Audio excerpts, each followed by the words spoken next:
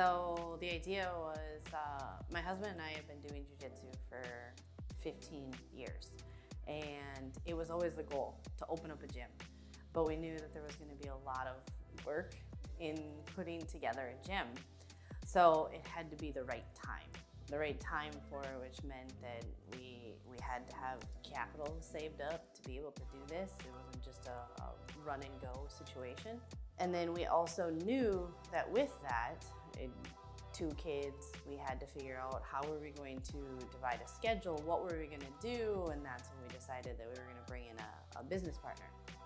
And this was somebody that my husband worked with, has been doing jiu-jitsu for longer than us. I would say probably closer to 20 years. And so it was somebody that we knew, also somebody who owned a business. So that was a good decision in the part that, you know, he understood what business was. We had the same likeness for what we wanted to do.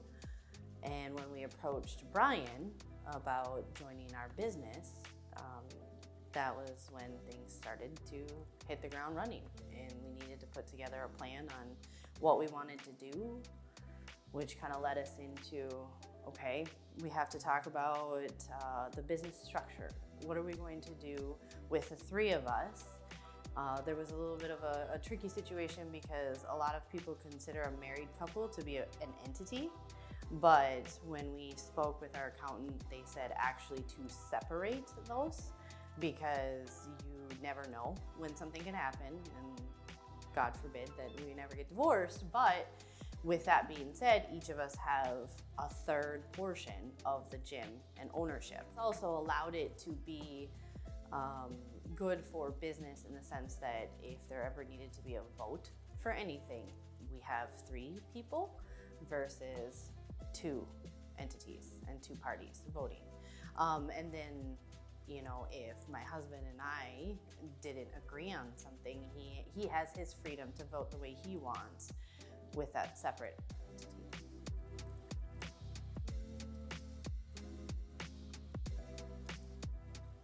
When it came to structure, we reached out to an accountant that we both agreed, or all of us agreed to have, and she guided us on what should be the proper structure for filing with the state and filing with the government as far as your taxes, right? You have to think about all of those things.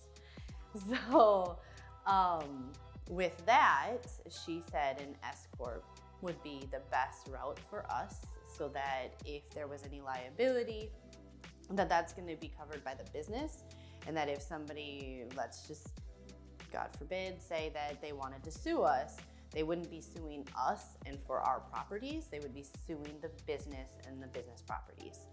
So this was my biggest suggestion to people would be to make sure that you talk to the right people and do what's best for your situation and for your business, so that you start off on the right foot. After we kind of decided, like, yeah, we're gonna go through with this, we're gonna do this, before we filed the paperwork for any of the business, corporation, or anything like that, we had to do an operating agreement. So now we've got our partners. We've got Aiden, we've got me, and we've got Brian. And some of the most uncomfortable conversations should be had up front, so that you're talking about how are we going to handle profit? How are we going to handle purchases? These should be talked about before you put together your operating agreement, and make sure that it's within your operating agreement.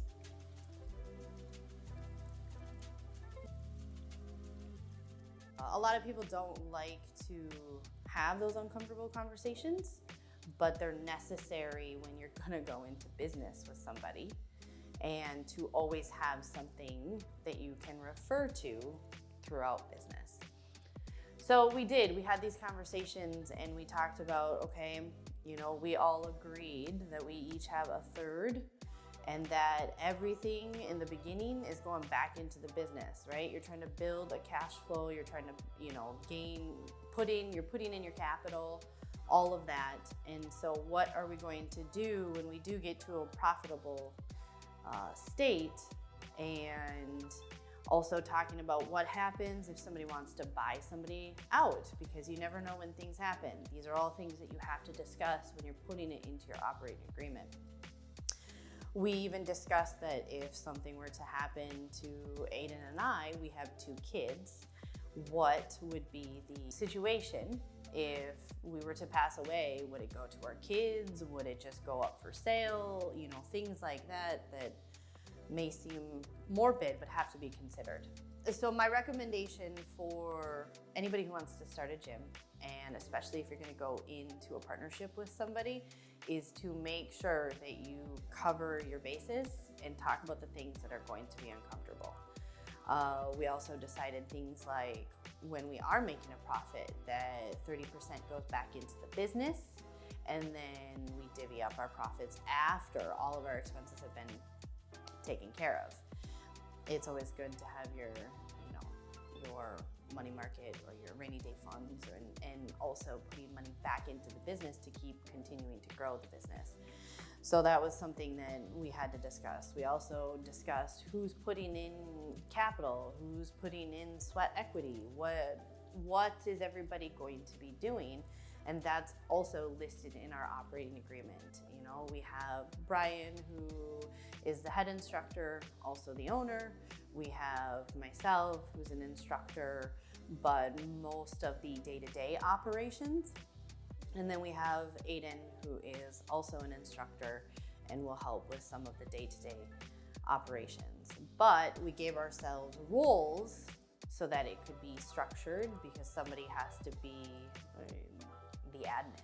You know, they have to sign up for all the vendor accounts, take care of the bills, do all of that portion. So all of this should be within your operating agreement, and before you should do anything. Before we even structured and filed for our business structure, these were things that we had discussed, sitting down together, talking about how do we want to do schedules, who has what roles, what are the expectations, what should we do with the cash flow. And then also it's kind of like a marriage, actually, where you should have your financial conversations so that you know what you're getting into, but understanding that maybe we are all the same or we have different views, and then talking through those views on how should we handle money. In our case, we were really lucky because we all think very similarly about how business should be done, and we didn't have any qualms, no issues when we were trying to create our operating agreement. So we got that all signed up, and that's when we started discussing a little bit more of the details.